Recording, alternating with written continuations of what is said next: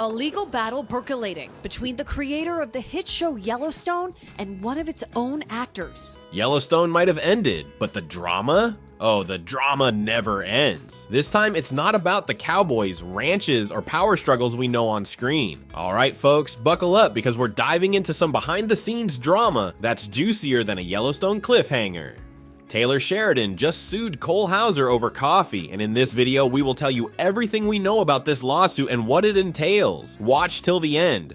You thought the Duttons had problems? Wait until you hear about the real-life feud between Cole Hauser, our beloved Rip Wheeler, and Taylor Sheridan, the genius behind the Yellowstone Empire. And guess what sparked this showdown? Coffee. Yes, you heard me right, coffee. Now, I know what you're thinking. How do two grown men who've built careers on grit, gunslinging, and cowboy code end up in a legal brawl over a cup of joe? Well, this isn't just any coffee drama. This is about branding, millions of dollars, and two fiercely passionate men who aren't afraid to throw down, literally and figuratively. So let's spill the beans, pun absolutely intended, on this wild saga.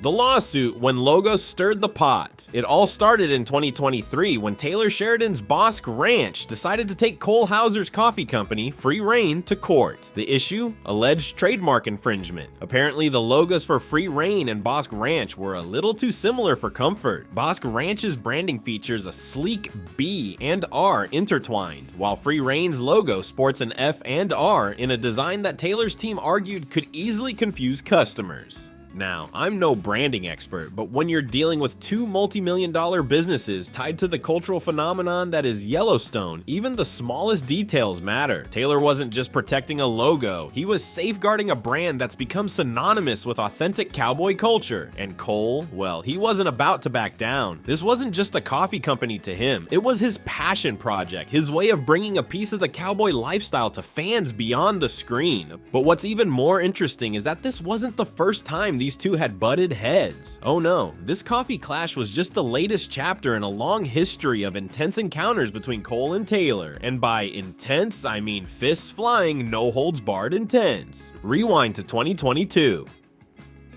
Cole Hauser sat down with Men's Journal and dropped a bombshell. He and Taylor Sheridan had once gotten into a physical fight. Yes, a fight. And Cole, being the no-nonsense guy he is, described it like it was just another Tuesday. Here's how he put it. Does a bear shit in the woods? I've probably been in one fight on every continent. I don't think there's anything wrong with fighting. Sometimes I'm just tired of words, so let's beat the shit out of each other. Maybe at the end of it, you'll buy me a Guinness, and I'll buy you a Bushmills, and we'll be done. Now, let that sink in. This isn't some scripted Yellowstone showdown, this is real life.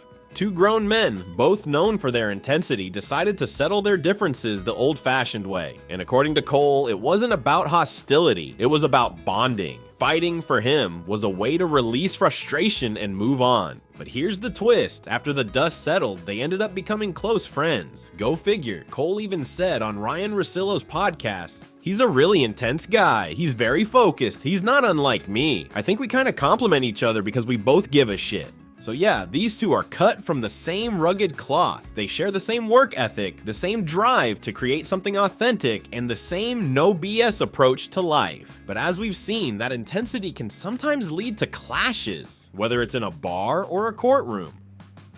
Now, let's get back to the coffee lawsuit. On the surface, it's about logos and trademarks, but dig a little deeper, and it's clear this feud is about more than just branding. It's about two strong-willed men who've built empires and aren't willing to compromise when it comes to their visions. For Taylor, Bosque Ranch isn't just a business. It's an extension of the Yellowstone universe, a way to bring the cowboy lifestyle to life. And for Cole, Free Reign is his baby, his way of connecting with fans and sharing his love for the cowboy ethos. When you put it that way, it's easy to see why neither was willing to back down. Now, here's where things get really interesting, because the lawsuit, the coffee feud, the tension between Cole Hauser and Taylor Sheridan, it doesn't exactly exist in a vacuum. If you ask me, the oddest part isn't just that these two fought each other in a bar or that they later sued each other over logos. No, what really gets me is how all of this lines up with what happened in Yellowstone's final season, especially with how Taylor Sheridan positioned himself within the show.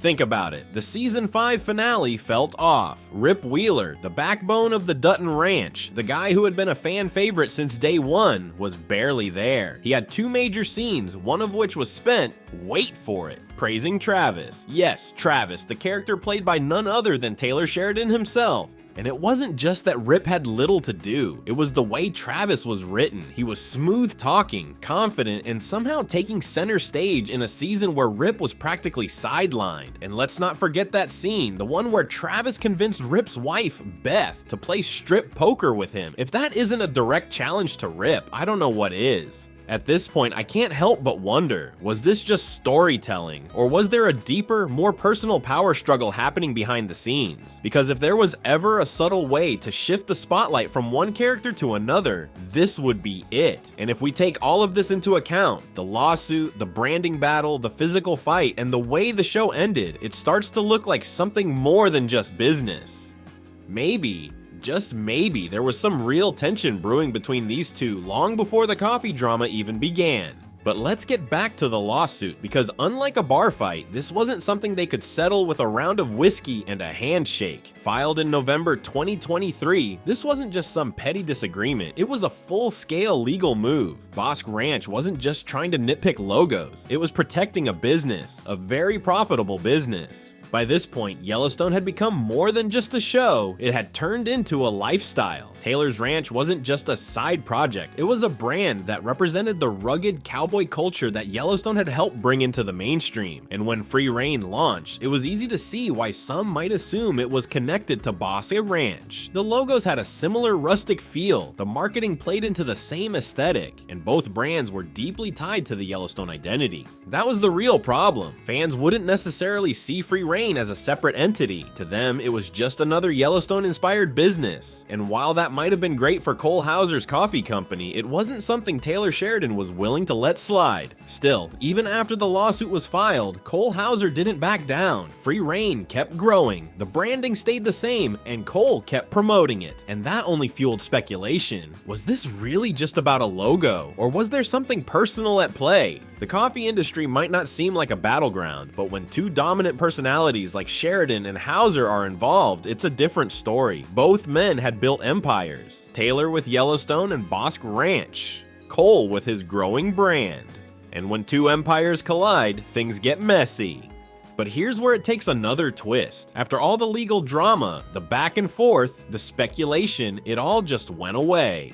The lawsuit was quietly dismissed in early 2024, just shortly after it began, and whatever settlement they reached remains a mystery. Taylor Sheridan's attorneys requested to have the lawsuit dropped 1 month after filing it, and the rest is history. The outcome also prohibits Bosque Ranch from suing Free Reign again in future, so if there are any future disputes between the two Yellowstone alumni, they probably won't be coffee related. Now, I don't know about you, but that tells me one thing. No matter how intense their rivalry might seem, neither of them was willing to let it spiral out of control. In the end, this wasn't about completely burning bridges, it was about drawing boundaries. And maybe that's the key takeaway. Sure, there's competition, sure, there's tension, but there's also respect. Because despite all of this, the fight, the lawsuit, the questionable character decisions, Cole Hauser is still playing Rip Wheeler. He's still part of the Yellowstone franchise, which means no matter what's happened behind the scenes, he's still willing to work with Taylor Sheridan, and that says something.